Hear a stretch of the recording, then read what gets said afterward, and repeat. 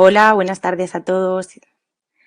Pues bueno, como ya pasan unos minutillos de las 7, os doy la bienvenida, buenas tardes, en nuestros encuentros de la Fundación, de la FIDAP, en colaboración con el COP, esta webinar de los prestigiosos profesionales de la psicología española para esta tarde de jueves.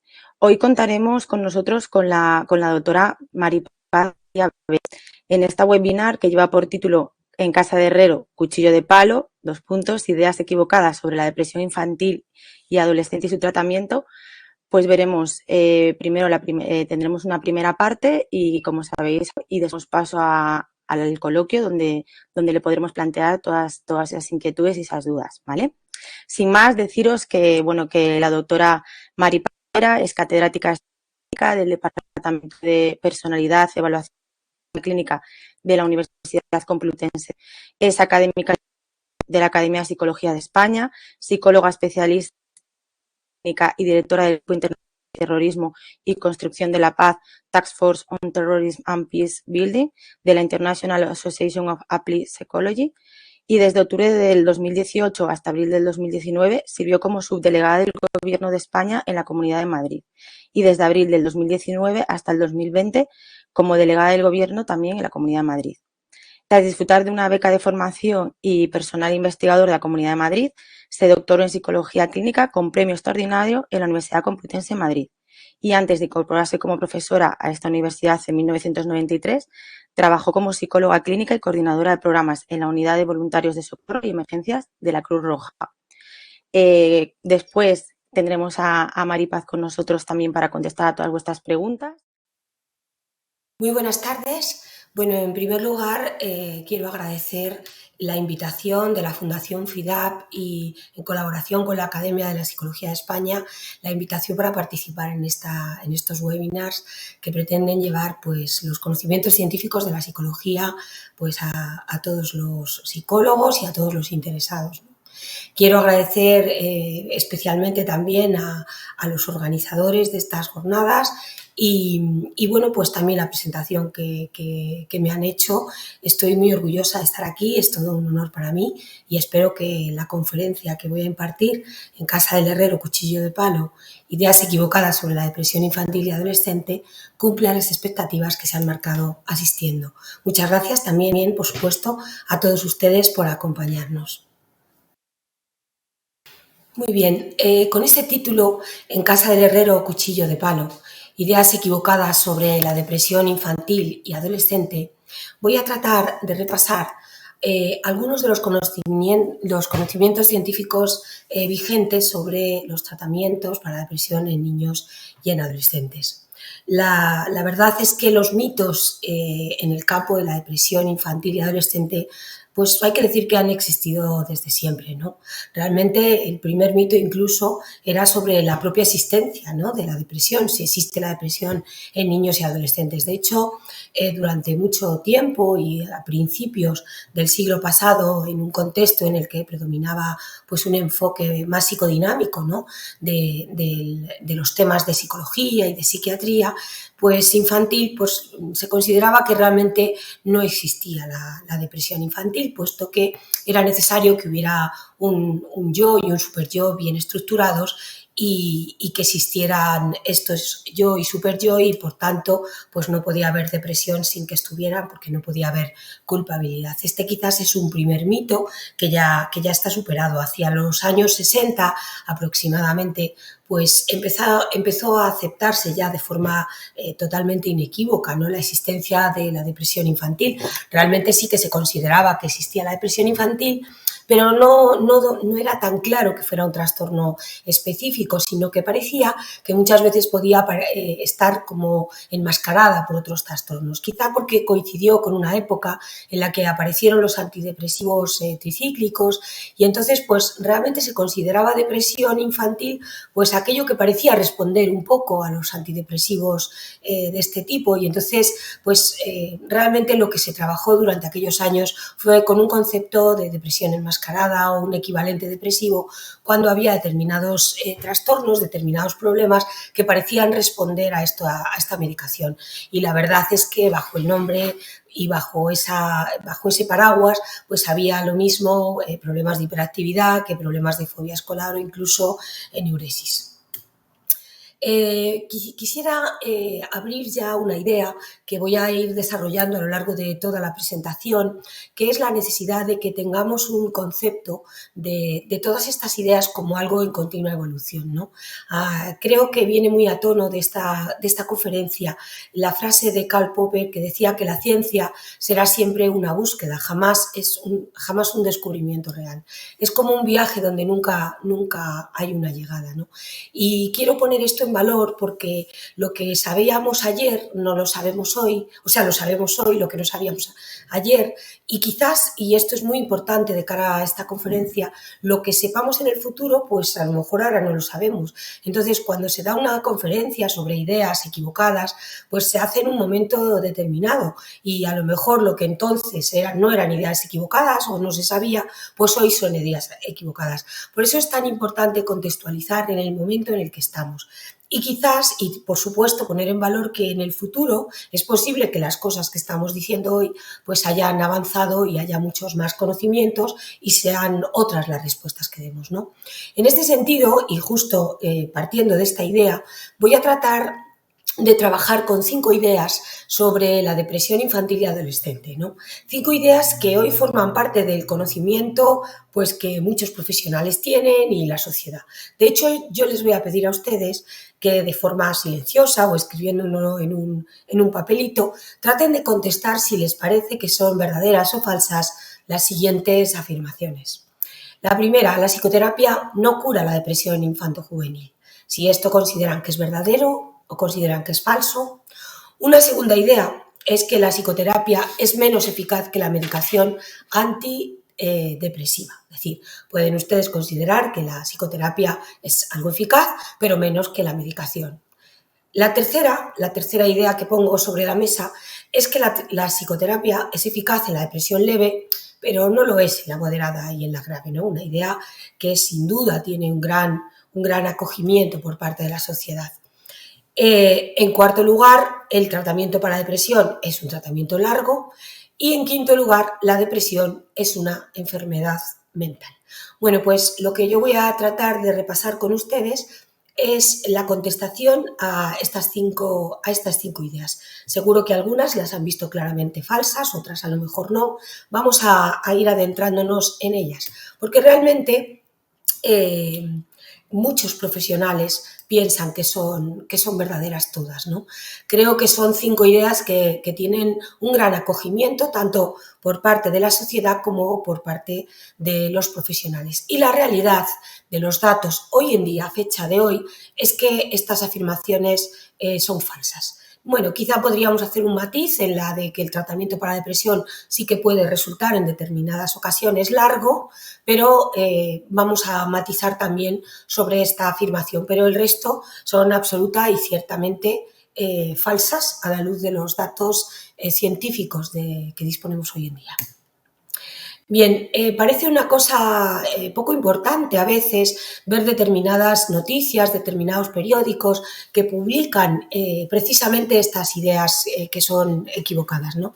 El Mundo, por ejemplo, uno de los periódicos más importantes sin duda en nuestro país y del mundo en habla hispana, pues publicó en el año 2015 pues en un portal, en la versión digital, en un portal de salud que tiene, que se llama de Medicina, una serie de ideas equivocadas sobre depresión y justamente lo que hacía era dar afirmaciones que eran falsas, ¿no? Sobre estas ideas que hemos comentado. Esto puede parecer una cuestión baladí, pero no lo es ni mucho menos si tenemos en cuenta que este es el segundo periódico digital, el segundo periódico digital más leído en nuestro país y el tercero en español más leído en el mundo. Lo que más o menos puede indicarnos, según los datos que yo he encontrado, que aproximadamente unos 13 millones de personas accedieron a esta información cuando se publicó en el 2015 y unos 10 millones de personas, eso en nuestro país, y unos 10 millones en el resto del mundo solamente en el mes de septiembre. Por tanto, no estamos hablando de algo poco importante. En fechas más recientes, el periódico tiene un portal que se conoce como Cuídate, también al que acceden millones de personas y que supuestamente había actualizado, ¿no?, estas ideas equivocadas sobre la depresión, y ya no estamos hablando de 2015, sino de 2021. Y a pesar de que aparecen como actualizadas, la realidad es que vuelven a aparecer otra vez las mismas ideas equivocadas, ¿no? Aparecen otra vez cuando realmente a lo largo de estos años, incluso antes del 2015, pero desde luego también en estos años posteriores, los datos todavía a favor de que esas ideas son equivocadas, justamente las ideas que ellos defienden como verdaderas, pues son muchísimo, muchísimo mayores.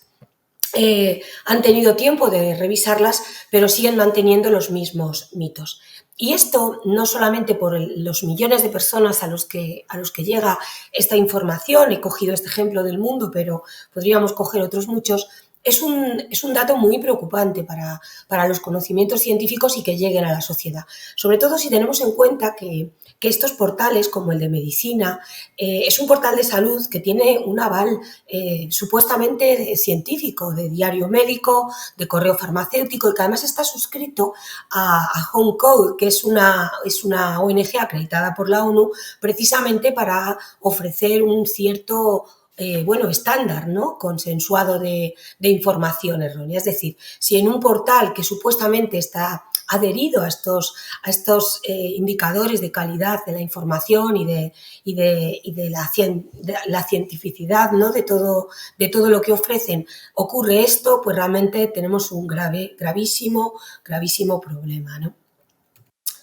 Pero claro, este gravísimo problema en realidad pues es normal hasta cierto punto, puesto que las fuentes que pueden haber consultado estos profesionales de la comunicación pueden ser libros tan prestigiosos o libros de tanto difusión y bueno, pues supuestamente que dan información verídica, como pues el famoso manual de psiquiatría del niño y del adolescente de la Asociación Española de Psiquiatría, de la editorial Panamericana, o la propia guía de práctica clínica de nuestro Sistema Nacional de Salud, donde también encontramos precisamente esos mitos, esas ideas erróneas, esos conocimientos científicos completamente nada adaptados a lo que hoy en día sabemos. Por lo tanto, sí que realmente pues tenemos un problema, y por tanto pues he decidido en esta conferencia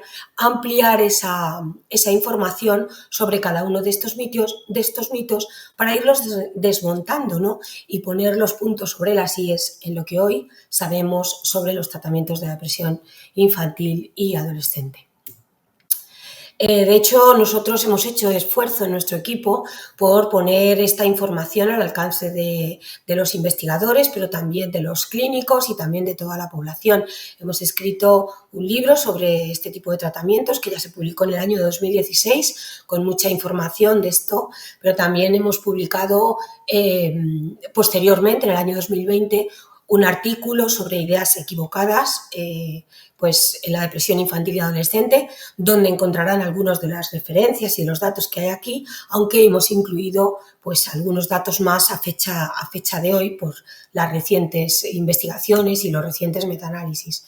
Y también hemos publicado pues, en el Manual de Terapia de Conducta de la Infancia del profesor Miguel Ángel Vallejo y Marifé Rodríguez Muñoz, pues de la UNED, hemos publicado también estos datos que realmente pues, creo que ponen un poco los puntos sobre las íes en estos conocimientos. O sea que hemos hecho un esfuerzo por llegar a la gente en cuanto a esto. Bueno, pues vamos a comenzar con la primera idea, ¿no?, que es uno de los mitos que aparecían, de hecho, en este portal de salud del mundo, ¿no?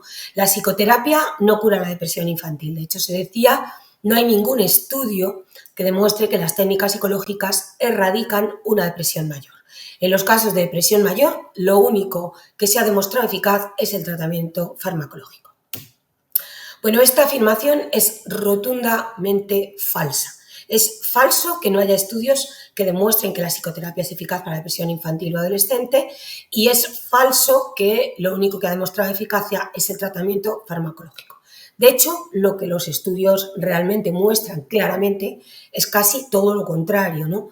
Porque en depresión infantil y adolescente existen muchos más estudios, muchos más datos y muchos menos datos a favor de la medicación. De hecho, aquí tenemos una tabla donde ustedes pueden ver precisamente lo que son algunos de estos trabajos, no todos, pero algunos. De hecho, los trabajos que están aquí son todos ellos estudios aleatorizados controlados, es decir, el máximo nivel de investigación científica para demostrar si la eficacia de una intervención se debe a, precisamente, si la eficacia se debe a esa intervención.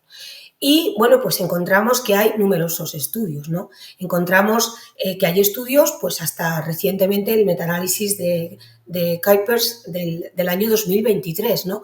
Y además encontramos que en todos ellos hay numerosos trabajos de investigación incluidos, 23, 33, 25, 26, y que en todos ellos vamos a encontrar que se está aplicando, pues cuando se aplica la terapia cognitivo-conductual, pues, y la terapia interpersonal, los resultados son de eficacia tanto en el post-tratamiento como en el seguimiento. ¿Qué otra cosa interesante aparece en esta gráfica? Bueno, pues podemos ver que hay otras terapias que se han aplicado que no son eficaces, y también podemos ver que se han aplicado tanto en niños como en adolescentes, aunque hay más trabajos indudablemente en adolescentes, ¿no? Por lo tanto, eso de que no hay ningún estudio, pues es una falsedad absoluta y rotunda a la luz de los conocimientos de los últimos años.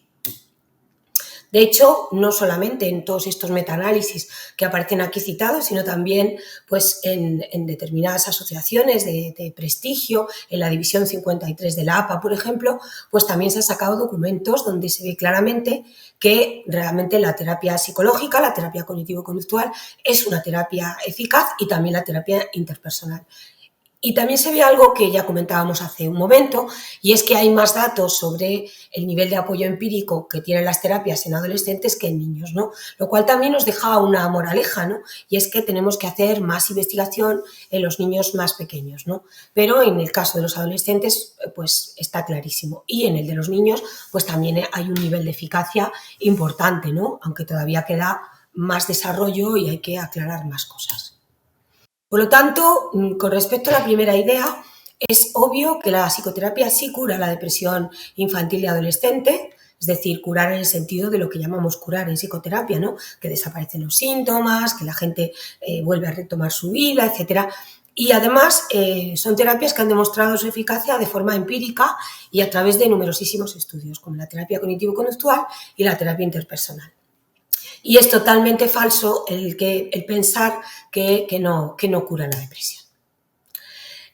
Una segunda idea, que también comentábamos al principio, es la de que la psicoterapia, bueno, puede ser eficaz, pero es menos eficaz que la medicación antidepresiva. Una idea que, por cierto, también aparece en algunos manuales de prestigio que ya hemos comentado, e incluso en las guías de nuestro Sistema Nacional de Salud. Y, sin embargo, es una idea totalmente falsa, absolutamente injustificada a la luz de los datos, ¿no? Es falso que la psicoterapia sea menos eficaz que la medicación antidepresiva. Más bien todo lo contrario, y vamos a ver por qué. Bueno, en primer lugar, si miramos los datos de los fármacos, hemos visto ya los datos de las terapias psicológicas, hemos visto la cantidad de estudios que había. Bueno, pues aquí, por ejemplo, en farmacología vemos que hay muchos menos estudios, ¿no? Y además vemos una cosa muy clara, ¿no?, que aparece, y es que quitando la fluoxetina, el resto de los antidepresivos, pues realmente no parece que todos tengan eficacia, ¿no? De hecho, hay dos más que parece que encuentran algún estudio, la sertralina, la duloxetina, pues realmente con muy pocos estudios, en un caso un estudio, otro caso dos estudios, pero realmente lo único que se puede decir es que el único de los fármacos que parece que sí que funciona sería la fluoxetina, ¿no? Y también otra cosa que nos llama la atención es que no hay datos de seguimiento, ¿no?, en los trabajos, como sí los había en los datos de los estudios psicológicos. O sea, que hay muchos menos estudios, solamente hay un fármaco que parece funcionar, que es la fluoxetina, y pues no hay datos de seguimiento. Otra pregunta que podríamos hacernos es, bueno, claro, hemos visto estudios que tratan de analizar la eficacia de los fármacos. Vimos anteriormente los estudios que analizan la eficacia de las terapias psicológicas, pero claro, realmente para contestar a la pregunta de cuál es más eficaz, realmente necesitaríamos hacer un estudio de comparación entre ellos, es decir, un estudio experimental en el que se comparasen las dos terapias. Bueno, el problema que tenemos realmente cuando se busca, como el metaanálisis de Cox, que tratan de comparar las dos terapias solas y en combinación, pues el resultado, digamos que tenemos 4 resultados que es importante comentar, ¿no? El primero es que hay muy pocos estudios para contestar a esa pregunta, que sería realmente la que permitiría comentar si realmente comparados en los mismos estudios, pues uno es más eficaz que otro. Bueno, pues hay muy pocos trabajos. Esta es una moraleja también que tenemos que sacar, que queda investigación en este sentido. Solamente a veces las comparaciones entre una terapia y la otra están basadas únicamente en 1 o 2 estudios y eso, por supuesto, no nos permite llegar a conclusiones. Por otro lado, no es posible entonces concluir cuál es la terapia más eficaz, no hay datos que nos lo permitan decir, pero tampoco hay datos que indiquen, y esto es importante, que la combinación de las 2 terapias es mejor que la terapia psicológica sola. Esta es una conclusión también que es importante tenerla en cuenta, porque a veces se mantiene la idea, ¿no?, de que 2 terapias funcionan mejor que una, y parece ser que al menos en el caso de la depresión en niños y adolescentes no es así, ¿no? Entonces, hay datos que indican que la medicación antidepresiva, además, aumenta la ideación suicida. Este es un dato importante, ¿no?, a la luz de todas las preocupaciones que hay en torno a este tema, y porque además es que incrementan esas ideaciones suicidas no solamente en el post, sino también en el seguimiento, multiplicándolas por 3, ¿no?, en los niños que han sido tratados con antidepresivos, en este caso con fluoxetina y con sertralina. Y en adolescentes es más eficaz la medicación y la combinación respecto al funcionamiento a largo plazo. Bueno, es más eficaz la terapia cognitivo-conductual, es decir, que no solamente es más eficaz con respecto a la medicación, sino también con respecto a la combinación. Lo que comentábamos antes de que 2 tratamientos juntos no tienen por qué ser mejor que 1, al menos en este caso.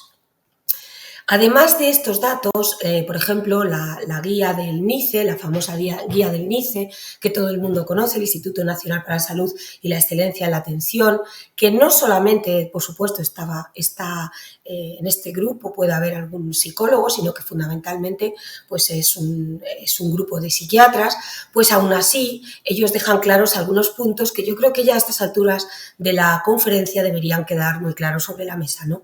En primer lugar, que la medicación antidepresiva no debe usarse como el tratamiento inicial en niños y adolescentes que tengan depresión leve, pero incluso en los niños que tienen depresión grave de 5 a 11 años, pues también hay que considerar, en primer lugar, las terapias psicológicas.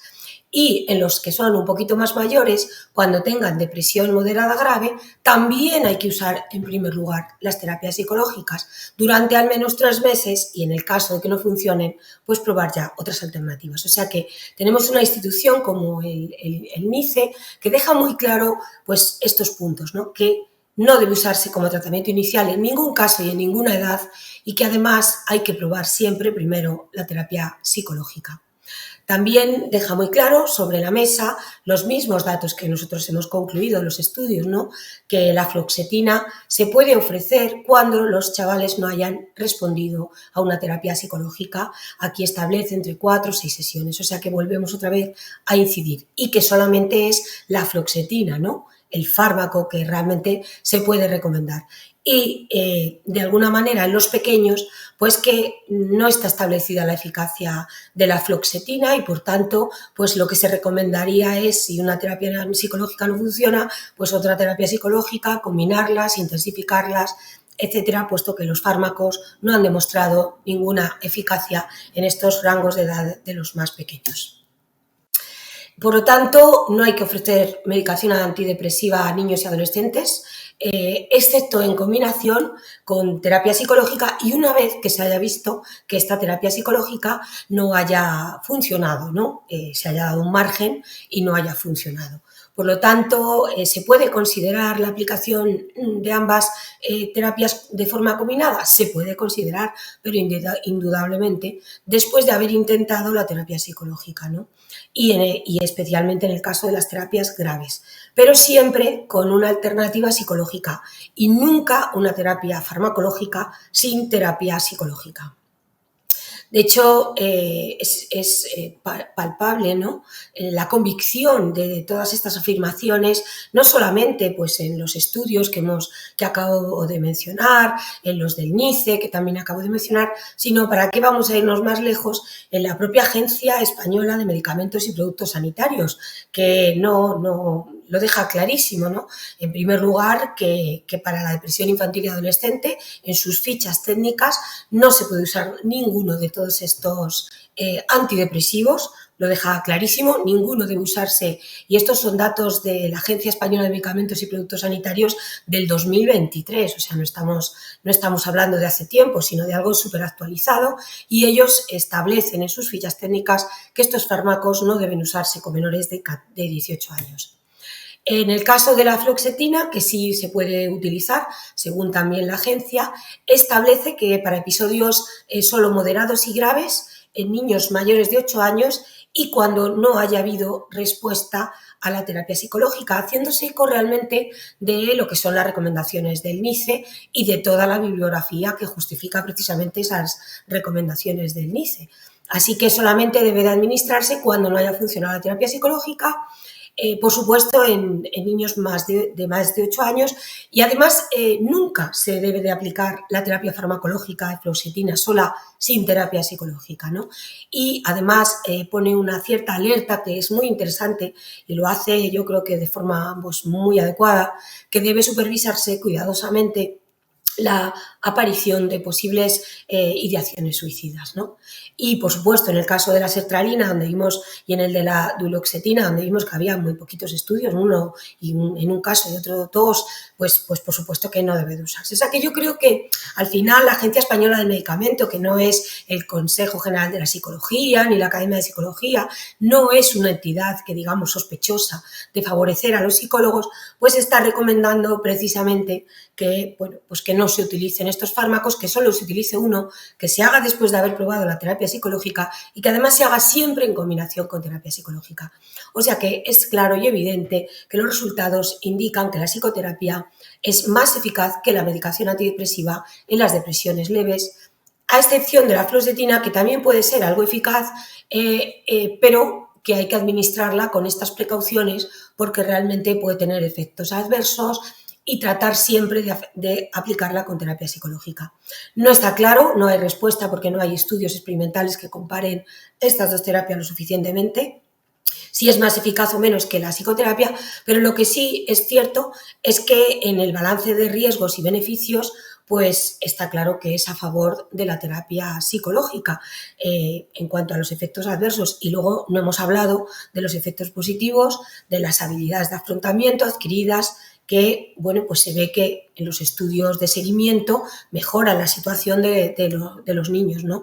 Y esto es importante también porque no tienen efectos adversos las terapias psicológicas, sino que al revés podrían tener un efecto preventivo. Como en las terapias farmacológicas no hay datos de seguimiento, pues este efecto no se puede estudiar igual. Por lo tanto, es falso que la psicoterapia sea menos eficaz que la medicación antidepresiva, ¿no?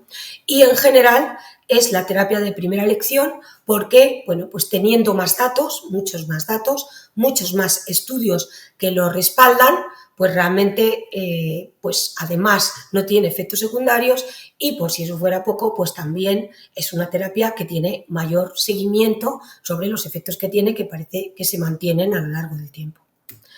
Otra de nuestras afirmaciones sería que la psicoterapia es eficaz en la depresión leve, pero no en la moderada y en la grave. Bueno, algo de esto ya hemos visto, ¿no? En los datos que acabo de mencionar, Pero sí que me gustaría recordar que quizás esta idea de que las terapias psicológicas para los casos leves, las terapias farmacológicas para los casos más graves, pues en realidad es un mito que viene de la depresión adulta, ¿no? Donde siempre se pensó esa idea, ¿no?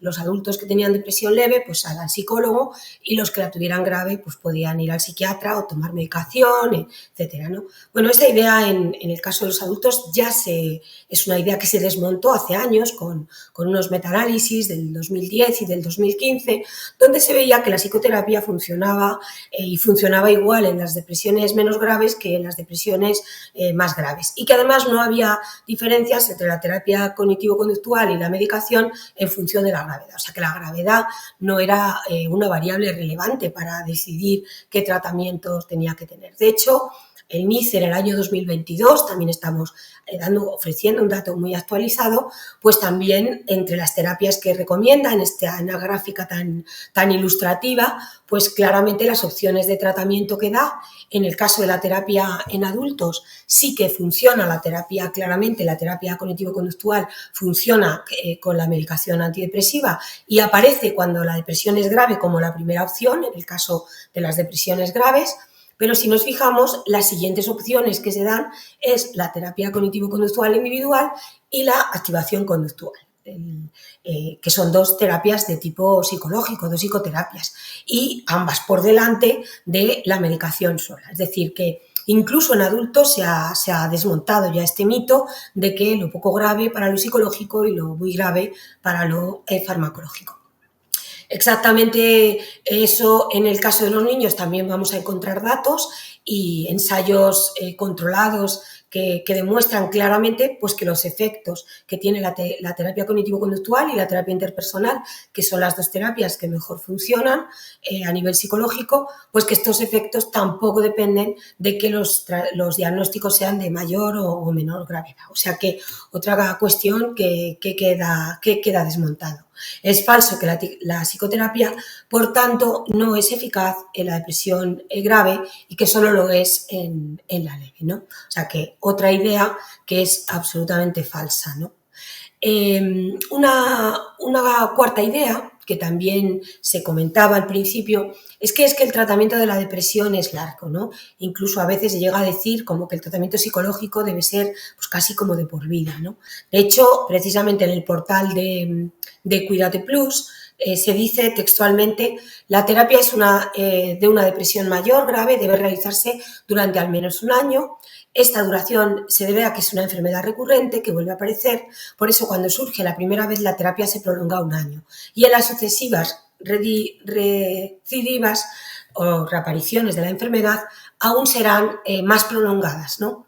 Bueno, esta idea que además retoma en el mundo, por ejemplo, que era el presidente de la Sociedad Española de Psiquiatría en el año 2016, explica que solo el 50% de las personas con un primer episodio depresivo remiten completamente.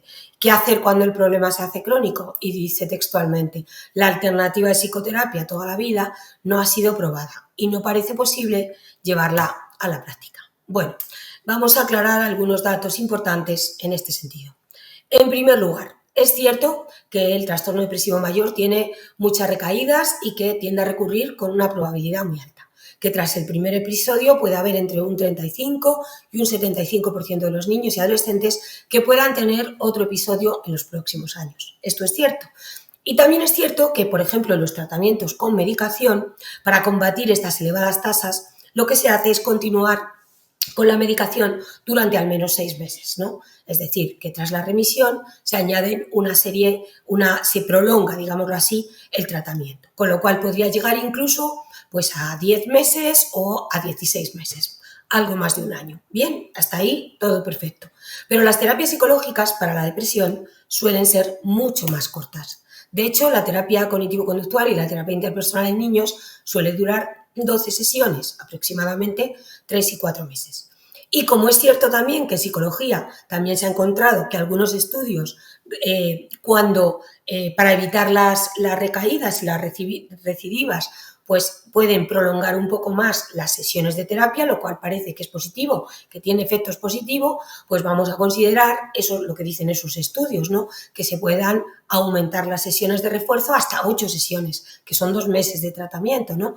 Con lo cual, de las 12 habituales más las 8 de refuerzo, pues estaríamos en unos 6 o 7 meses, lo que no se puede considerar, desde luego, un tratamiento largo y encima, en general, más corto que el tratamiento farmacológico. Por lo tanto, aunque el tratamiento psicológico para depresión en algunos casos podría alargarse en función de las dificultades, de las características del caso, pues es bastante falso, ¿no?, que el tratamiento sea largo y, desde luego, al menos en lo tocante a la psicoterapia, ¿no? O sea que hemos de alguna manera desmontado la afirmación número cuarta. Y por último, la depresión es una enfermedad mental. Bueno, la verdad es que esta afirmación en realidad es una afirmación muy grave. ¿Por qué es una afirmación muy grave? Porque en realidad el decir que la depresión es una enfermedad mental es un mito que de alguna manera pues está favoreciendo todos los mitos que acabamos de ver, ¿no? Es un poco la idea de que, como es una enfermedad, pues hay una causa biológica para ella y, por tanto, pues la solución tiene que ser también un tratamiento médico, ¿no? De hecho, en la redacción de Cuídate Plus, en el año 21, en el 2021, se decía: el psicólogo puede hacerse cargo de los trastornos depresivos cuando son menos graves, un cuadro de alteraciones menos graves. Pero la depresión es objeto de los psiquiatras, aunque los médicos de familia o pediatras son los que la detecten con mayor frecuencia. Sinceramente creo que esta afirmación es muy grave, ¿no? Y además es muy preocupante, ¿no? Porque puede hacer pensar que no existen otras soluciones diferentes a la medicación, y esto puede llegar a la sociedad y a millones y millones de personas que acaban viendo como la única posibilidad el tratamiento farmacológico de sus hijos, ¿no? Aunque pueda tener efectos secundarios, ¿no?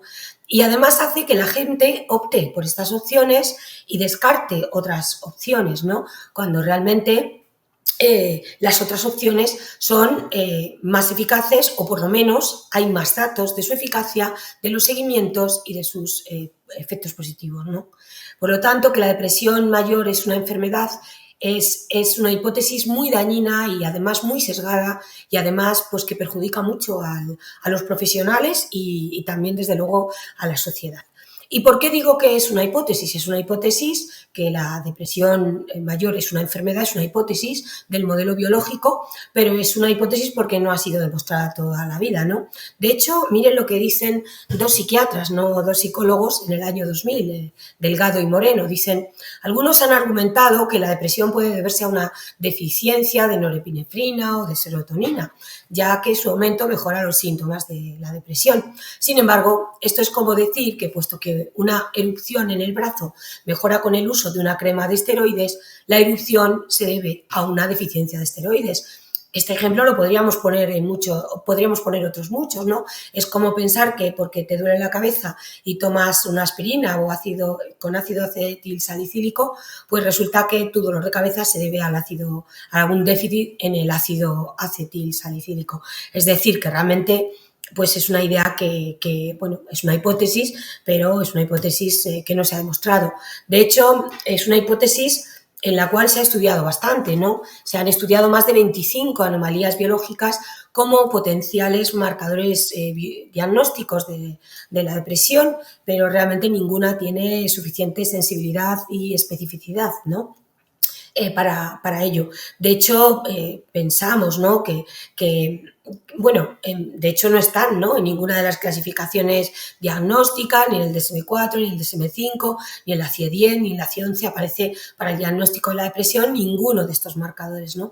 Y de hecho, si existiera alguno de estos que hubiera demostrado suficiente sensibilidad y especificidad para la depresión, pues estaría utilizando hoy en día, ¿no?, para diagnosticar la depresión, pero no es así. A la hora de diagnosticar se siguen haciendo las preguntas que aparecen en las entrevistas diagnósticas sobre siente, cómo se encuentra, qué es lo que piensa, etcétera, etcétera, ¿no? Que no tienen que ver con estos marcadores biológicos. Por lo tanto, es absoluta y rotundamente falso que la depresión sea una enfermedad mental, y es importante que cuidemos los términos que utilizamos, porque decir enfermedad parece que asumes una causa, es un trastorno, ¿no? Y hoy en día se considera que es un trastorno, y así se considera en todas las clasificaciones diagnósticas, porque con este término de trastorno estamos aceptando la multicausalidad de todo tipo que puede tener la depresión, tanto biológica como psicosocial, como también una serie de causas que quizá no están resueltas a todos los niveles. Por supuesto que puede haber causas biológicas, psicológicas y desde luego también sociales y culturales. Por lo tanto, cuando hablemos de depresión debemos referirnos a ella como un trastorno y no como una enfermedad, que es dar por sentado que una hipótesis que no ha sido probada es la que realmente sirve. En conclusión, me gustaría destacar que todas las ideas que hemos visto al principio, que forman parte del conocimiento colectivo, que aparecen incluso en portales de salud supuestamente acreditados en calidad de información, en libros de texto, ¿no?, que se estudian en las universidades, pues han sido desmontadas. La psicoterapia cura la depresión en niños y adolescentes. La psicoterapia, al menos las psicoterapias que se han probado, ¿no?, la terapia cognitivo-conductual y la terapia interpersonal, son tan eficaces en la depresión leve como en la moderada o grave, tanto en niños como en adolescentes, aunque hay muchos más datos en adolescentes, y por tanto son el tratamiento de primera elección frente a la medicación antidepresiva, la cual, excepto la fluoxetina, no se ha demostrado eficaz. Y además suelen ser tratamientos de corta duración. Por supuesto que hemos visto aquí también que hay mucho margen para la mejora en los dos tipos de tratamientos y que falta investigación, sobre todo en los niños más pequeños. Hemos visto también claramente que la depresión debe ser considerada un trastorno mental y no una enfermedad mental. Y hemos visto que el hecho de que se asuma que puede haber una causa biológica es simplemente una hipótesis más y no una realidad contrastada empíricamente de forma inequívoca. Como la práctica profesional debe estar basada en la evidencia, lo que nosotros hacemos con nuestros pacientes debe estar basado en la evidencia. Y esto supone en el uso consciente, explícito y juicioso de la mejor evidencia disponible en la actualidad para tomar decisiones con respecto a nuestros pacientes. Por eso aludí al principio a la necesidad de considerar esto como un proceso. A lo mejor lo que hoy es la mejor evidencia, pues dentro de unos años no lo será, o a lo mejor en el pasado no lo era, pero hoy lo es. Y es nuestra obligación profesional mantener esa unidad, ese lazo entre lo que se sabe y lo que hagamos en nuestra práctica clínica. De hecho, y esto es importante, la psicología clínica es una disciplina científico-profesional. Y esto significa que la práctica clínica debe de ir unida a los conocimientos científicos. Este modelo, que se conoce como el modelo de Boulder, de los años 40 ya en Estados Unidos, cuando se planteaban pues cómo debía ser la psicología, cómo debía ser el doctorado en psicología clínica, y en Estados Unidos ya se estableció este modelo de que debe estar basado todo lo que sea la práctica profesional en la ciencia. No hay una psicología científica y una psicología profesional, no, son lo mismo, no. La psicología profesional es científica y la psicología científica tiene que aportar esos datos a la psicología profesional. Y por tanto, este modelo que en su momento surgió en los años 40 y que se ha exportado al mundo entero, es un modelo que además en el que se basa también nuestra conducta profesional éticamente responsable, ¿no? De hecho, nosotros en el código deontológico del psicólogo tenemos eso puesto con una claridad meridiana en el artículo 6, ¿no? Debemos trabajar y regirnos por una solidez de la fundamentación objetiva y científica en las intervenciones profesionales y basarnos en datos que estén suficientemente contrastados dentro de los límites del conocimiento vigente. Claro, el conocimiento vigente va actualizándose y por eso nosotros tenemos que irnos actualizando. Y por eso es tan meritorio que gente como ustedes, ¿no?, que están en esta conferencia, pues dediquen su tiempo a escuchar estos avances científicos, ¿no?, sobre determinados temas sobre los que luego trabajamos en la práctica clínica. Y lo que es absolutamente, digámoslo así, imperdonable, ¿no? y criticable, ¿no? Es que haya fuentes de información aparentemente fiables que realmente, pues en el fondo, no están basándose en los datos científicos.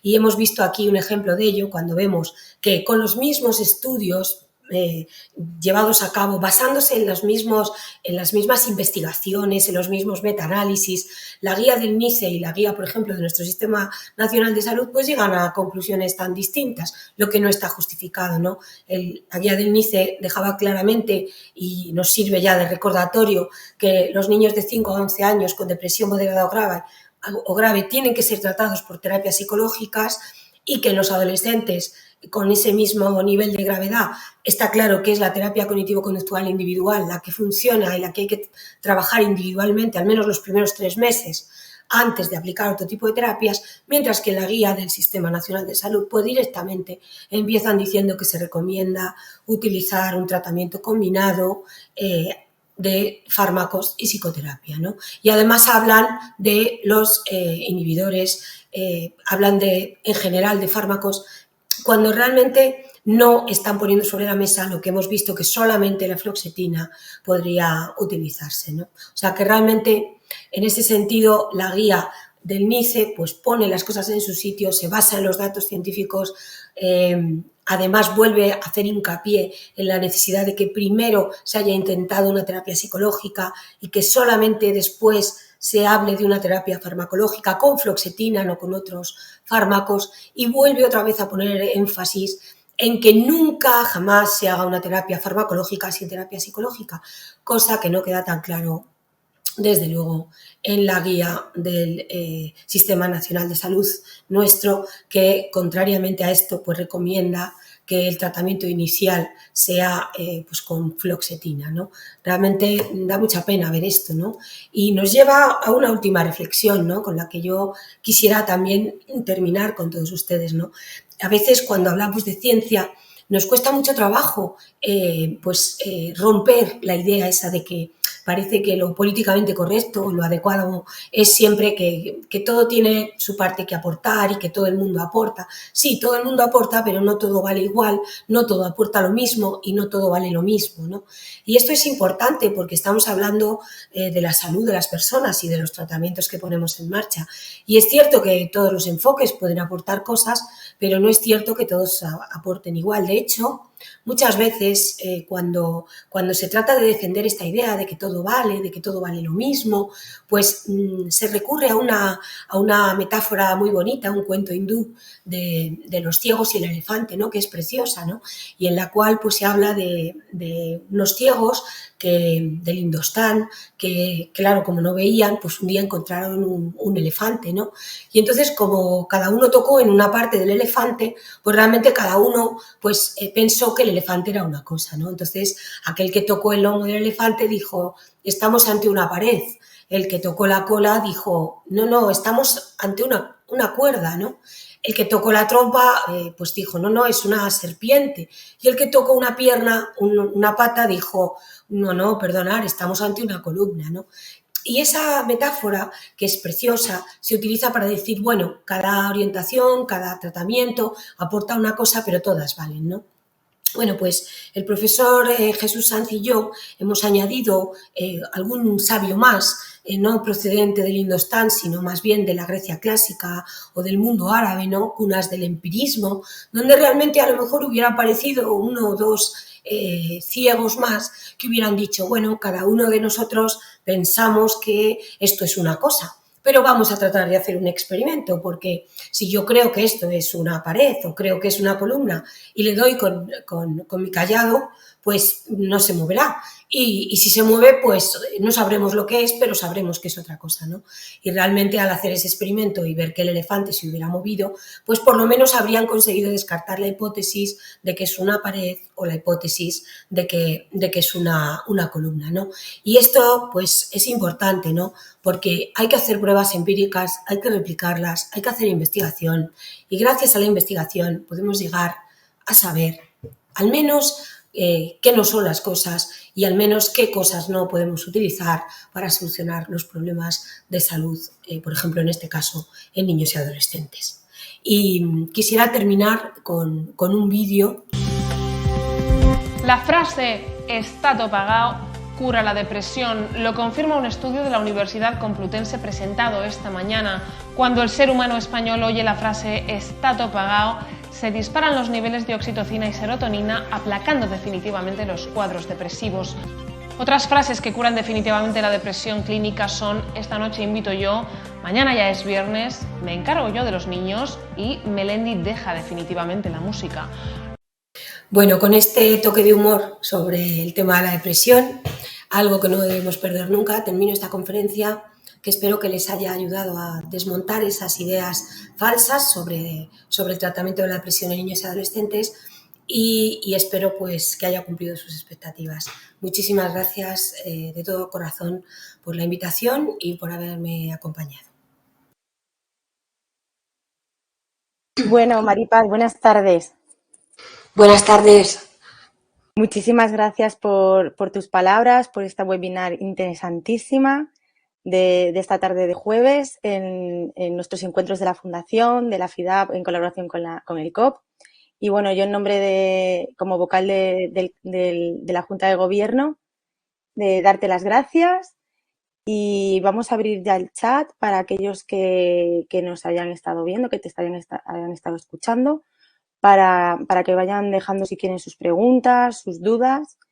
Y yo me he tomado algunas notas, pero antes de comenzar, pues nada, queríamos felicitarte en nombre del colegio, en nombre de la Fundación y el mío propio, porque sabemos que desde hoy eres directora de la Fundación de la Universidad Complutense. Muchas gracias, estoy muy ilusionada, la verdad. Muchísimas gracias. Y nada, pues a disfrutarlo y a trabajar, porque ya sabemos que todos estos nuevos nombramientos pues al final vienen cargados de ilusión, pero también de mucho trabajo y esfuerzo. Bueno, pues voy a comenzar, voy a ir viendo también el chat para ver si nos van dejando preguntas, pero bueno, me ha parecido todo muy interesante, me ha encantado el vídeo final. Pero sí que es verdad que para comenzar y para romper el hielo, Maripaz, pues te quería pues hacer una pregunta, comentarte que bueno, que como nos has comentado en la webinar, los datos dicen que existen más estudios, ¿no?, que apoyan la psicoterapia, ¿no? Concretamente hablabas de la cognitivo-conductual, de la terapia interpersonal, pero que al fin de cuentas, ¿no?, que los fármacos para tratar la depresión en niños y adolescentes y que además se siguen utilizando sabiendo que las terapias tienen menos efectos secundarios. Y nos has dicho además que cuando se usan los fármacos tendrían que ser acompañados de psicoterapia. Pero como todos sabemos que sin embargo al final que los fármacos se siguen utilizando de manera masiva, rutinaria y muchas veces sin ese acompañamiento de psicoterapia. ¿Por qué crees, a qué crees que se debe esto? Y como una segunda parte, ¿qué soluciones le podríamos dar a este problema? A ver, la verdad que es una pregunta muy buena, pero también muy difícil de contestar en un sentido, ¿no? En el de las soluciones, que yo tengo una idea, pero bueno, a ver, para empezar, yo creo que a veces las cosas se explican de manera sencilla, ¿no? Si pensamos en el sistema sanitario que tenemos, pues la verdad es que, por ejemplo, en el Sistema Nacional de Salud, pues cuando un niño entra, normalmente en un centro de atención primaria le atiende pues normalmente un pediatra o a veces incluso, si no es muy pequeño, pues un médico de atención primaria, ¿no? Entonces yo creo que la principal explicación de todo esto es que realmente lo que ellos saben hacer, ellos no están formados en psicoterapias, ellos no tienen formación sobre la eficacia de los tratamientos, cómo funcionan en niños, no tienen eso. Entonces, ¿qué es lo que ellos hacen? Pues yo creo que lo que hacen es lo que saben hacer, recetar fármacos, ¿no? Entonces, yo creo que la principal cuestión es que esto es la base del problema. Es decir, si el problema le llega a alguien, Luego, si tuviéramos un sistema de salud que funcionara muy bien, que las citas fueran muy rápidas, que se les pudiera derivar, que pudieran tener atención psicológica, pues seguramente que eso ayudaría, ¿no? A que realmente, pues al final se pudiera atender a esos niños con psicoterapia. Pero como eso no es así, porque los psicólogos están totalmente saturados, porque todavía no hay suficientes psicólogos, porque el sistema pues no da de sí lo suficiente, pues yo creo que fundamentalmente ese es el problema que tenemos, ¿no? Que los niños llegan a través del primer eslabón de la cadena del sistema sanitario, pues son los médicos en todo caso, y ellos hacen pues lo que saben hacer. Es lo que yo creo que explica esto, y el que no haya psicólogos suficientes, sin duda, ¿no? Y luego, ¿cuál sería la solución? Pues hombre, yo creo que la solución sería poner muchísimos más psicólogos. Esa creo que sería la solución. De esa manera sería muy fácil, ¿no? Sería muy ágil el sistema. Pues llega el niño, tiene este problema, lo cita rápido, lo ven y ya está, ¿no? Entonces, pues claro, eso hoy por hoy no existe, ¿no? Yo creo que esa, bueno, es una opinión sencilla. Luego podríamos complicarnos con otro tipo de, a lo mejor, de explicaciones, pero yo creo que la explicación más sencilla aquí es esa y es quizá la que más se ajusta a la realidad.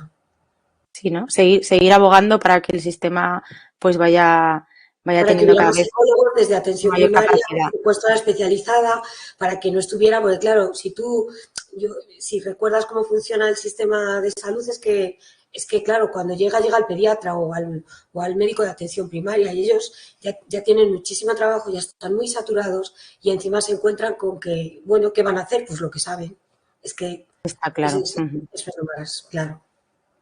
Tampoco ellos tienen, que yo sepa, una formación permanente sobre cómo ha ido avanzando todo esto de las terapias y todo eso, lo cual también es otro problema, ¿no? Añadido, quizás, de que realmente ellos pudieran dar una información pues clara sobre la eficacia de las terapias, aunque tuvieran que decir que el sistema sanitario que tenemos es difícil de proporcionarlas, pero al menos que los padres lo supieran para poder ofrecerlas o buscarlas por otra vía, ¿no?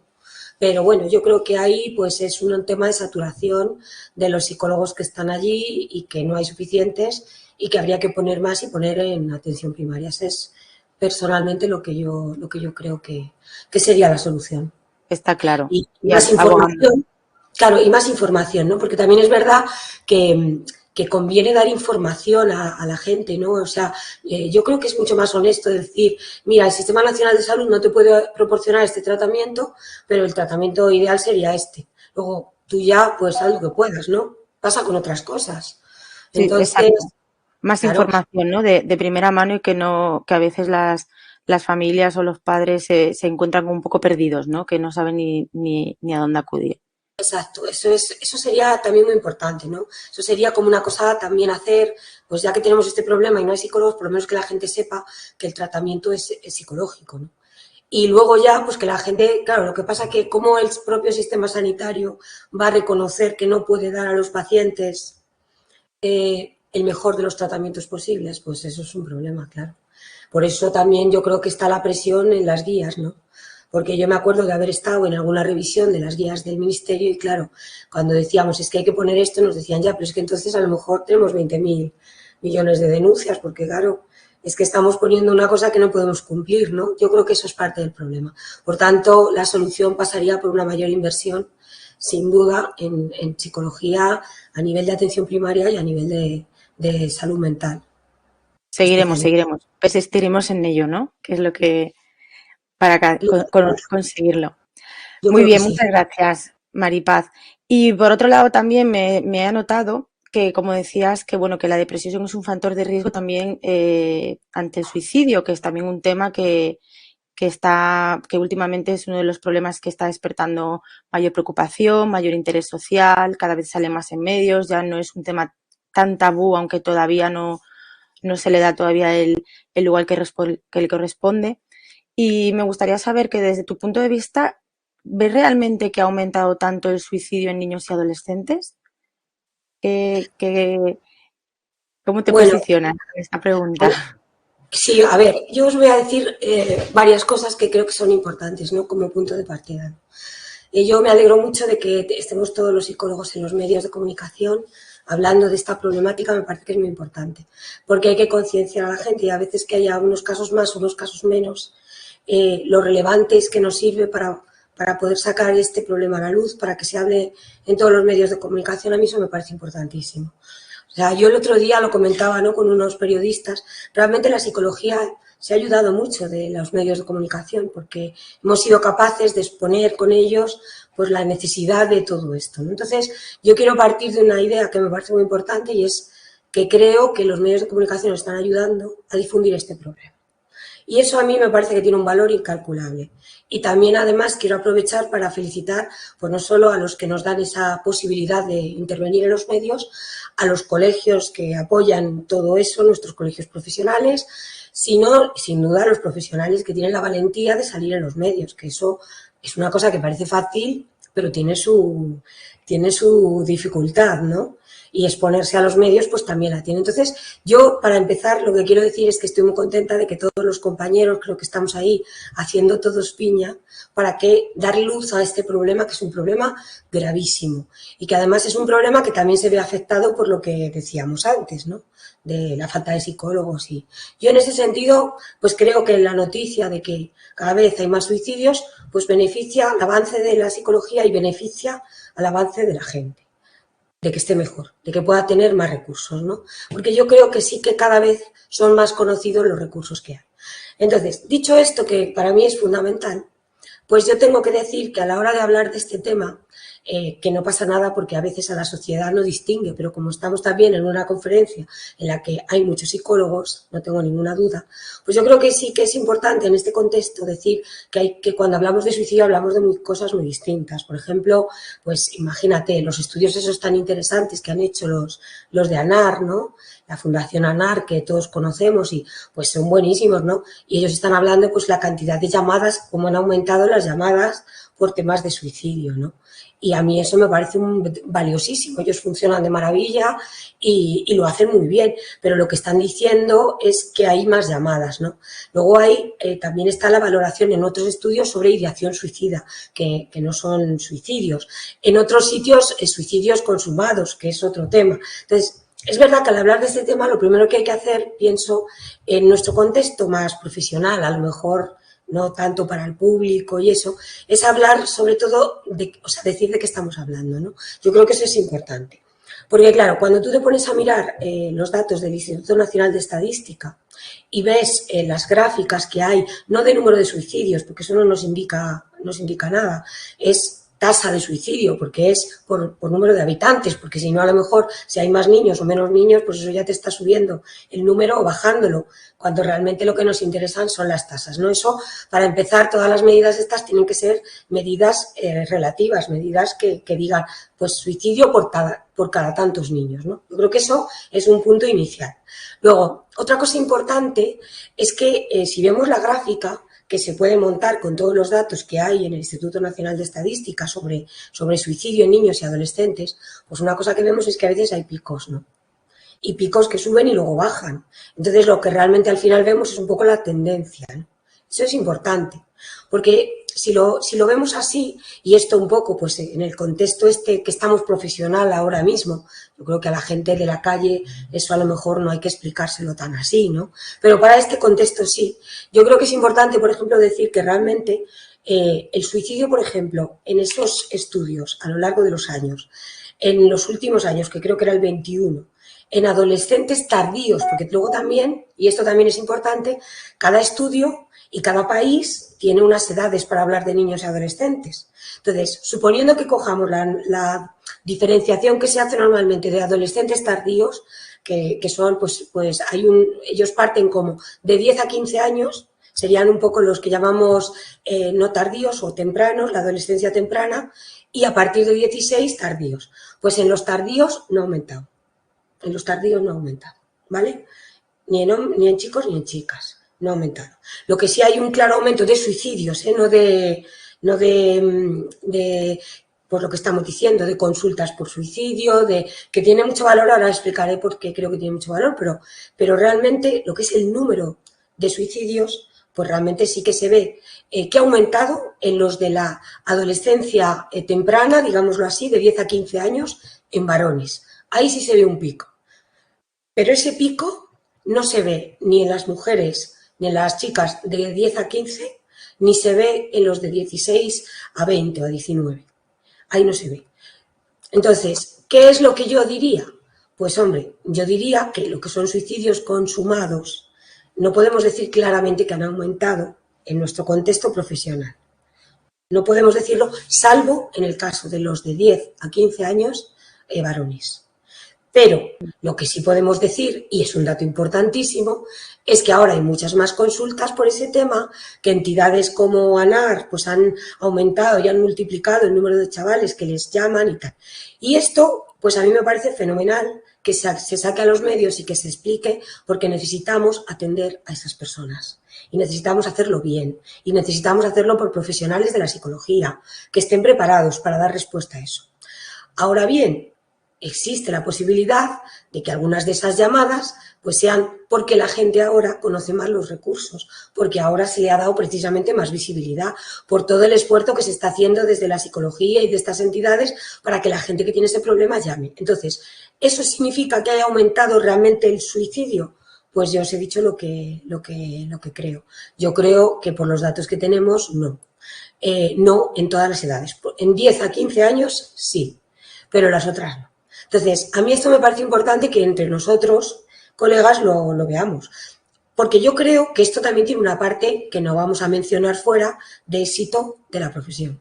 Porque la profesión está haciendo un tal esfuerzo que ahora hay muchos más chavales que comentan esto. Por ejemplo, pues si en ANAR han multiplicado por no sé cuánto el número de llamadas, eso también habla del trabajo que hacen, que los chavales lo conocen más, que los chavales llaman más, que la gente está más concienciada de que esto hay que trabajarlo, ese tipo de cosas, ¿no? Entonces, aunque de cara a no sé, un poco a la visión pública, pues a lo mejor hay que estar enrollándose y contando todas estas cosas, pero yo creo que entre nosotros sí debemos comentarlas, ¿no? Y ese pico que hemos visto en los de 10 a 15 años varones, ¿qué va a pasar? Pues hay que esperar, porque realmente no sabemos. O sea, al final la tendencia necesitamos más tiempo.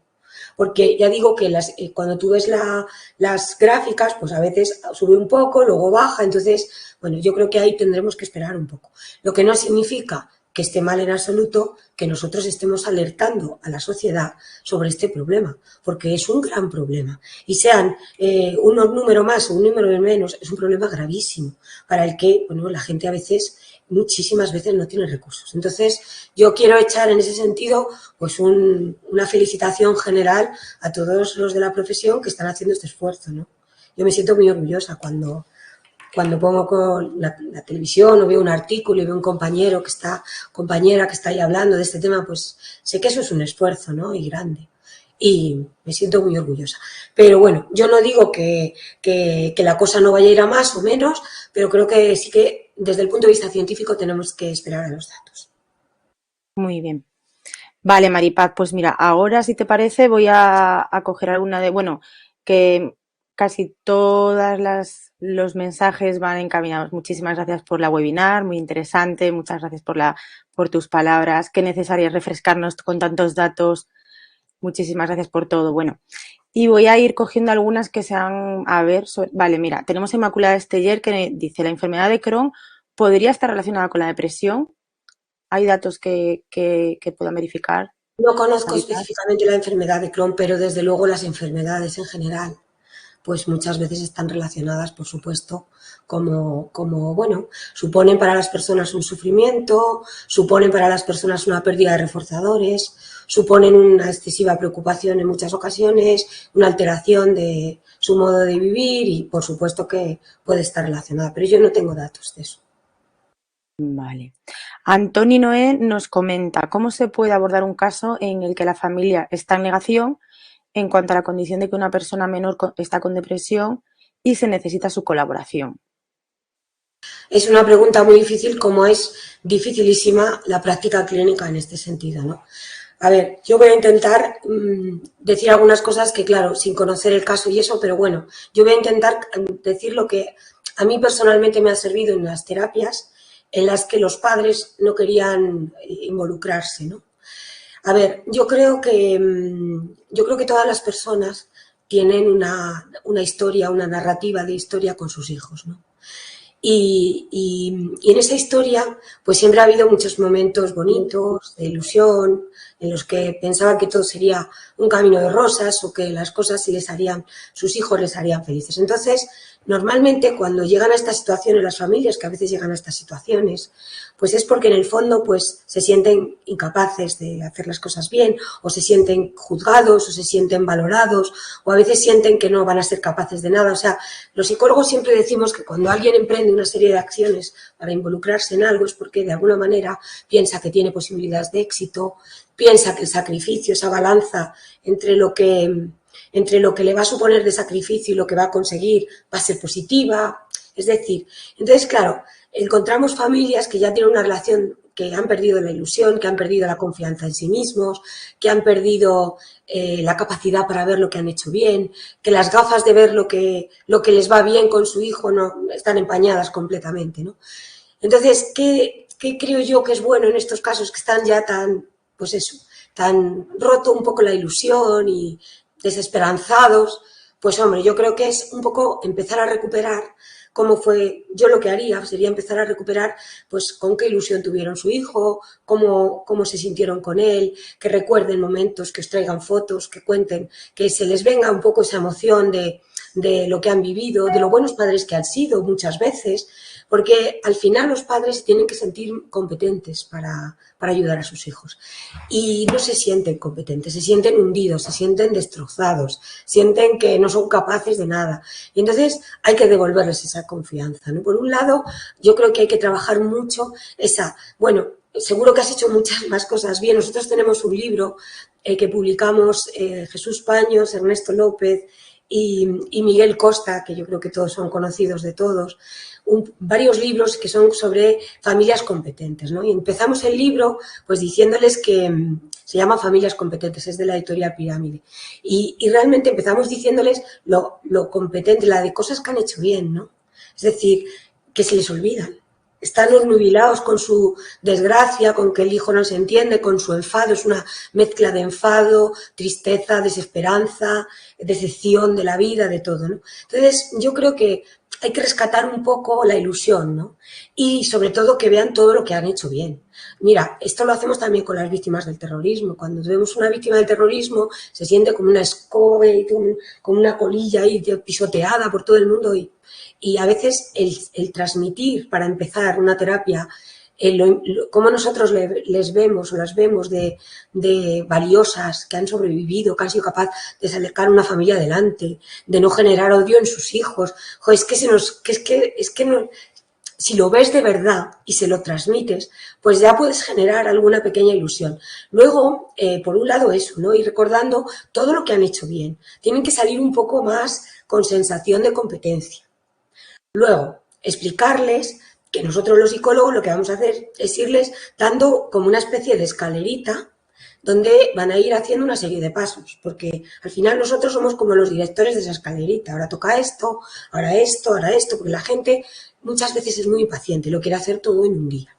Por ejemplo, unos padres que no quieren participar, pues a lo mejor nos va a costar un poquito, pero hay que hacerlo con un poco de paciencia, lo podemos conseguir. ¿Qué quiere decir esa paciencia?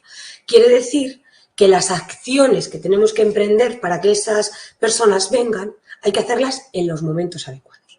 ¿Cuándo las suele hacer la gente? Cuando se pelean con su hijo o cuando están mal. Entonces, ese no es el momento, obviamente. A lo mejor todo el mundo guarda esa relación con sus padres, aunque sea mala.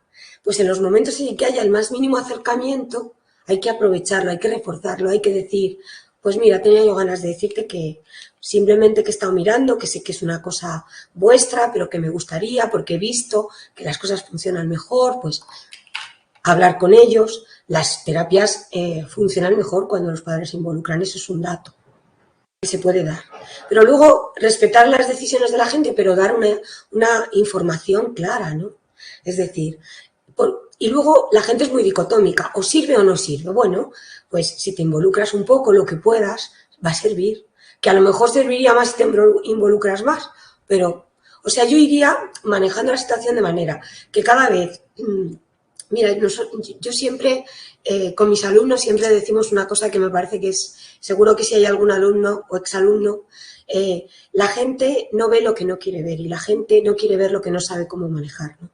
Y los psicólogos muchas veces lo que hacemos es conseguir que la gente vea que puede manejar las cosas poquito a poquito, que no tenga las expectativas de hoy para mañana, pero que vaya haciendo cositas de forma disciplinada, comprometiéndose, y luego valorando un poco lo que se va consiguiendo, que lo vean con sentimiento de competencia personal, que es importantísimo. Y entonces, al sentir que van manejando, cada vez van viendo más las cosas y se van involucrando más. No sé si esto, que es muy general y no le puede servir a la persona que lo ha Yo preguntado. creo que Espero lo que has sí. explicado de maravilla, Maripaz. Oh, Un inciso, porque hay algunas preguntas que van encaminadas. A ver, os comento, la webinar se queda grabada. Está grabada toda tanto la parte de la videoconferencia como de esta ronda de coloquio de preguntas. No es inmediato, pero la subirán a la web del colegio en los próximos días y estará disponible.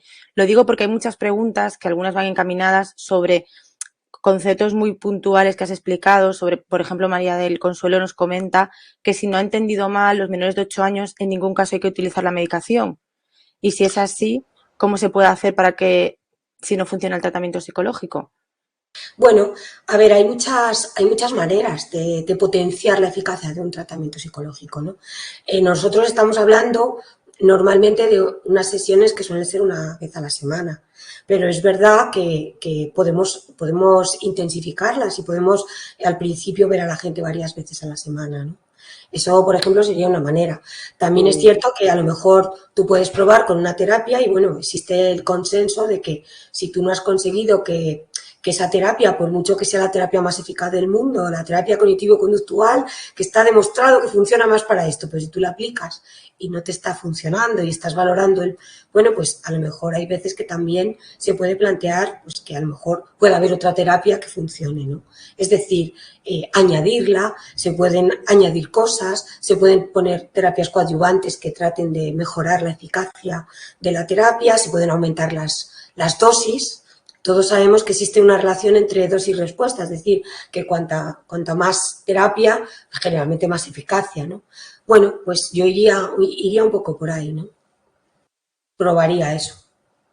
Y si Vale. finalmente no sirve, pues hombre, estaríamos en condiciones de hacer lo que hacemos con los que son un poco más mayores, que sería introducir la fluoxetina, porque no hay otro fármaco que sirva, pero con terapia, que ese es el problema, que muchas veces la fluoxetina es el único fármaco, como he explicado en la conferencia, que sirve realmente y que ha demostrado que es eficaz, pero claro, podríamos aplicarlo, pero con psicoterapia.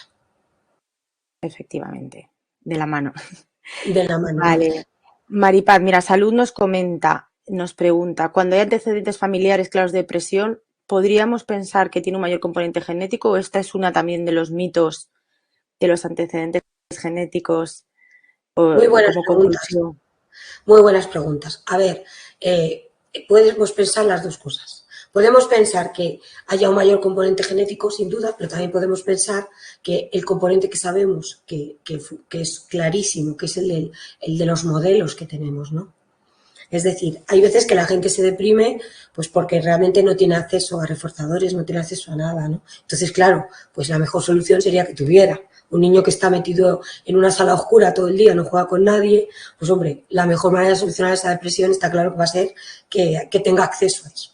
Pero también hay muchas veces que sabemos que las personas se deprimen en parte también por sus pensamientos, que por supuesto se aprenden de los padres, se dan también a través de autoinstrucciones, por la imagen que van formando de sí mismos con esas autoinstrucciones en muchos casos. También, por ejemplo, sabemos que influye mucho el que tú puedes tener acceso a reforzadores, pero a lo mejor no tienes habilidades para conseguirlos. Entonces, también las habilidades realmente se aprenden muchas veces de los modelos familiares que uno tiene, ¿no? Hay padres que son muy hábiles accediendo a reforzadores en la sociedad y hay gente que no, ¿no? Y esos han sido tus modelos toda la vida, a lo largo de toda tu vida han sido tus modelos, ¿no? Tú has aprendido de ellos. Entonces, claro, también otras veces lo que ocurre es que, bueno, hay reforzadores, realmente también hay habilidades, pero hay conductas que interfieren con eso, como la ansiedad, ¿no? Y también esas respuestas de ansiedad muchas veces se aprenden de los modelos. Y luego, por supuesto, pues muchas veces todo lo que serían, pues los niños forman la imagen de sí mismos a través de los demás, ¿no? Entonces, padres depresivos, que no son capaces de ver las cosas que hacen bien, que no son capaces de motivarles a hacer cosas, ¿no? Mira, ahora vamos a sacar un libro muy bonito que yo espero que le guste muchísimo a todos los que están aquí que tienen gran interés en este tema, que el título exacto es de la colección de psicocuentos que dirigen Xavier Méndez y Aurora Gavino, o Aurora Gavino y Xavier Méndez, los dos. Es una colección de la editorial Anaya. Y es una colección muy bonita para los que estéis trabajando, por ejemplo, con niños, porque viene un cuento, que es un cuento pues que les encantará a los niños seguro. El cuento se llama El hada que no tenía varita mágica. Es un cuento de un hada que no tenía varita mágica, tiene que conseguir las cosas sin eso. Y luego viene una guía de psicocuentos que creo que se va a titular algo así como cómo conseguir que tus hijos sean más resilientes, ¿no? Entonces, ahí nosotros explicamos qué cosas tienen que hacer los padres para que sus hijos sean más resilientes, ¿no? Pues cómo hablarles, cómo enseñarles, cómo hacer que confíen en sí mismos, cómo hacer que antes de reaccionar valoren que hay otras opciones, muchas cosas, ¿no? Entonces, claro, hay padres que hacen eso de natural. O sea, hay padres alucinantes que eso lo hacen sin leer ningún cuento, sin ser psicólogos y sin nada de nada. Pero hay padres, pues que no. Y entonces, claro, pues si un niño que se deprime realmente puede tener unos padres depresivos, que sabemos que es así, porque el tener padres con depresión, especialmente madres, es uno de los principales factores de riesgo de depresión para los niños. Si es en parte porque puede haber algún peso genético, pues puede ser, pero que desde luego influye, que es un modelo posiblemente depresivo en muchas cosas, pues también. Entonces, que es una parte de la hipótesis, puede ser, pero la otra la tenemos muy clara. Es decir, la parte psicológica que de los padres influye en los hijos, esa no hace falta, no es una hipótesis, es un hecho. Hasta el modo de pensar, las cogniciones, esos pensamientos. Mira, esos sesgos cognitivos que los niños tienen desde pequeños. O sea, yo he visto niños, alguna vez lo comento, ¿no?, a mis alumnos, he visto niños que tienen 5 años, y ya, bueno, el hada de nuestro cuento tiene también 4 años, sí, o sea que... Y he visto niños que les dice el profesor, ¡ay, qué letra más bonita tienes! ¡Qué bien! Vamos a aplaudir por la letra tan bonita que tienes. Pero tienes que intentar hacerla un poquito más grande porque no la veo. Y van a su casa llorando porque le ha dicho la profesora que tiene la letra muy pequeña.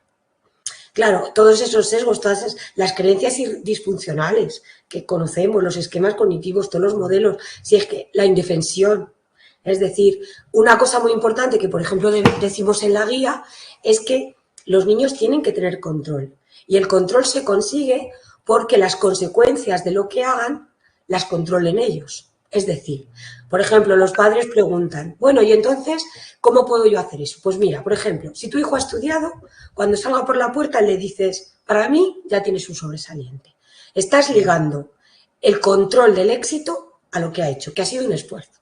Si te esperas a que saque nota, lo mismo resulta que después de haber estudiado mucho, suspende o saca una nota chipichi y en cambio otro que no ha estudiado nada saca un sobresaliente. Entonces, los niños, para sentir que controlan su mundo, necesitan que los padres, primero, que también lo comentamos, ¿no? Necesitan que los padres, primero, que solo les enfrenten a retos que puedan superar. Por ejemplo, un niño no puede enfrentarse al reto de que su padre o su madre se traten mal. No puede. Si su padre maltrata a su madre, eso no es un reto para un niño. Pero sí puede enfrentarse al reto de dejar sus juguetes, puede enfrentarse al reto de pedir las cosas bien, puede enfrentarse al reto de que cuando un niño se porte mal no empujarle y hacer otra cosa. Los retos ajustados a su edad. Entonces, eso de como dosificar los retos es tarea de padres.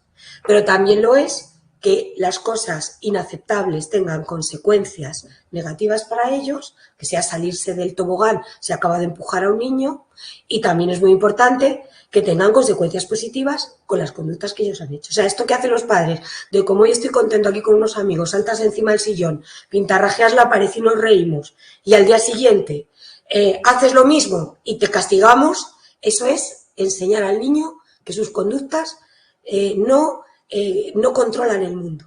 Y es justo lo que hacen niños inseguros, niños ansiosos. O sea, que en ese sentido, todo esto lo hacen los padres. Por tanto, ¿qué parte es genética y qué parte es? Pues hombre, la parte psicológica la conocemos muy bien. Está claro. Muy, muy, muy bien explicado y muy claro. Maripaz, muchas Nada, gracias. encantada de estar aquí. Que las preguntas son muy buenas. Y además Sí, la te voy a gente... hacer ya, mira, dos cuestiones porque nos vamos de tiempo, pero me parecen también interesantes. Bueno, Inmaculada ha escrito varias veces y ya se ha despedido, pero dice que como se va a quedar grabado, que si le podríamos contestar. Pregunta tanto como psicóloga como paciente con trastorno depresivo o con ansiedad, que tanto como para los padres como para en este caso como adultos, si es posible que ante un diagnóstico en el que te recetan algún tipo de medicación, algún tipo de fármaco, si podemos nosotros solicitar de alguna manera que nos hagan algún tipo de estudio de evaluación psicológica. Podemos. Lo que pasa que es lo que comentábamos antes, es que es el La problema que lentitud, tenemos. Claro, yo lo he visto mil veces y claro, a ver, si cuando los psicólogos estamos, cuando el colegio, por ejemplo, el Consejo General de la Psicología, los colegios de psicólogos de todos los lados, cuando toda la profesión, cuando todo el mundo estamos pidiendo psicólogos, a veces la gente, y yo os digo porque a mí me lo han dicho en muchos sitios, es que sois muy corporativistas. Y yo digo, no, corporativistas no. O sea, los centros privados están hasta arriba de psicólogos, de gente. O sea, yo, todos los que conozco están hasta arriba de gente. O sea, que lo que estamos diciendo es, lo que estamos pidiendo es que haya equidad, que la gente que no se lo puede pagar lo pueda tener. Eso es lo que estamos pidiendo. Entonces, realmente lo que esta persona está preguntando, pues hombre, lo suyo sería que sí. Pero la realidad es que a lo mejor en algún sitio sí, pero en muchísimos sitios no. Entonces, el que tiene dinero, pues seguramente que no tendrá problema, porque hoy en día, y por eso están los centros hasta arriba, la gente, cualquiera que pueda tener unos recursos, pues dice, bueno, pues me lo quito de otra cosa, pero me lo llevo a busco mi por hijo mi al cuenta. psicólogo porque yo no quiero darle pastillas. La gente hoy tampoco, sobre todo con los niños, ¿no? Entonces, bueno, pues hombre, la contestación sería ojalá que sí, ojalá que en el futuro podamos decir que sí. Pero de momento, En un futuro desgraciadamente, cercano. ojalá, ahí estamos todos peleando, ¿no? Yo creo que estamos ahí todos peleando para que eso sea un futuro verdad. Pero es verdad que la gente, lo que sí es verdad y que también es muy importante que lo hagamos entre todos es dar esa información, porque la gente no lo sabe. Mira, yo cuando terminé mi tesis doctoral fui a los centros de salud porque era sobre hipertensión esencial. Y cuando yo les contaba a los médicos de familia que nuestro tratamiento, que era un tratamiento psicológico para pacientes que tenían un trastorno de hipertensión esencial, pues se quedaban alucinados.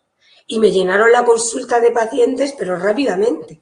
¿Por qué? Pues Claro. porque a mucha gente no le gustaba tomar la medicación antihipertensiva, por los efectos que tenía y tal. Entonces, yo creo que espero que sí, pero tenemos que seguir insistiendo, sobre todo para que los médicos de familia, los pediatras, sepan que en este caso está muy claro, que los tratamientos que funcionan son estos y que entendemos perfectamente que ellos no puedan hacer otra cosa, pero que ellos también puedan dar esa información. Lo que pasa es que también entendemos que darle esa información a una persona que no pueda pagarla, pues por eso debemos luchar porque esté disponible para todo el mundo, ¿no? Exacto. Muy bien, Maripaz. Bueno, y ya para finalizar, mira, la última es María Auxiliadora nos pregunta, ¿se conocen las causas del aumento de suicidios en niños de 10 a 14 años? Cuando hablabas del pico que se veía en estas edades, ¿se saben cuáles son las causas? Bueno, yo creo que ahí hay mucho que estudiar porque todavía es un pico y habrá que ver, ¿no? A ver, está muy bien la pregunta porque también nos tiene que hacer pensar que muchas veces tenemos como el estereotipo. A mí me parece que es muy interesante la pregunta porque muchas veces pensamos como que solo se suicidan los más mayores, ¿no? Y es verdad que a medida que aumenta la edad suele aumentar el número de suicidios. Pero yo, por ejemplo, creo que los pequeños muchas veces a lo mejor actúan de otra manera distinta. Yo me acuerdo de un chaval de 10 años de hace mucho tiempo que me dijo en una terapia, quejándose de sus padres, pues como mis padres hagan esto, me meto debajo de un camión y Ya. ya verás que líos se buscan.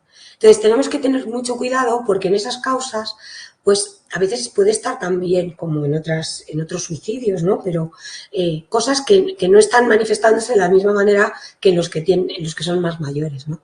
Y no digamos ya en los más chiquititos, que a veces pues no tienen la idea de lo que es la irreversibilidad de la muerte, no tienen conciencia de que es una conducta irreprobable y entonces a veces pues, por ejemplo, pues en situaciones duras de enfermedades, de accidentes de sus padres que han muerto, pues hay que tener mucho cuidado porque puede ser que ellos vean en eso la solución, ¿no? Entonces, reducir siempre reducir el sufrimiento y tratar de que haya pues experiencias positivas y resolverles lo que a ellos les preocupa, que suelen ser las cosas del día a día, porque a veces en los niños más pequeños, pues lo que les preocupa son las cosas del día a día, ¿no?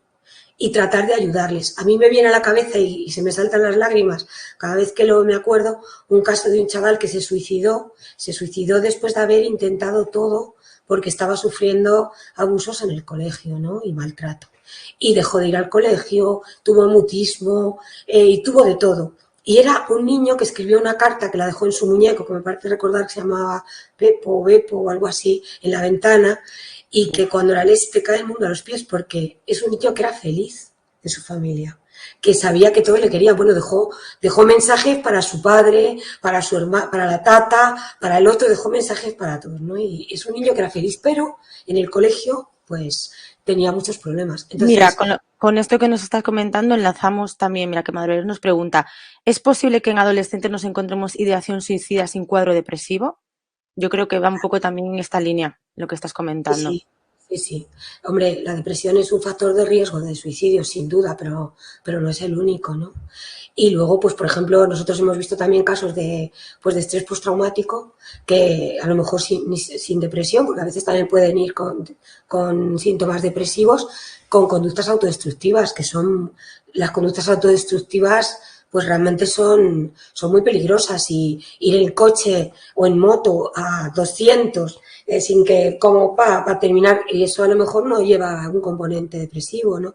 O sea que sí, por supuesto que sí, sin duda. Exacto.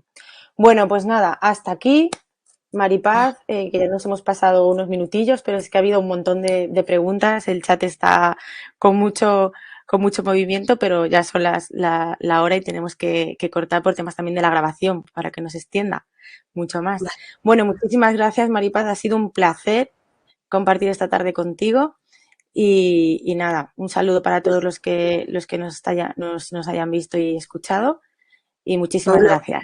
Paula, muchas gracias a ti, al colegio, a la fundación y a todas estas personas que son de una pasta muy especial porque estar a las 9 menos algo en una conferencia así, pues hombre, eso dice mucho más de ellos que de mí. Así que muchísimas gracias. Muchísimas gracias y hasta la próxima. Nos veremos pronto. Hasta luego. Hasta luego.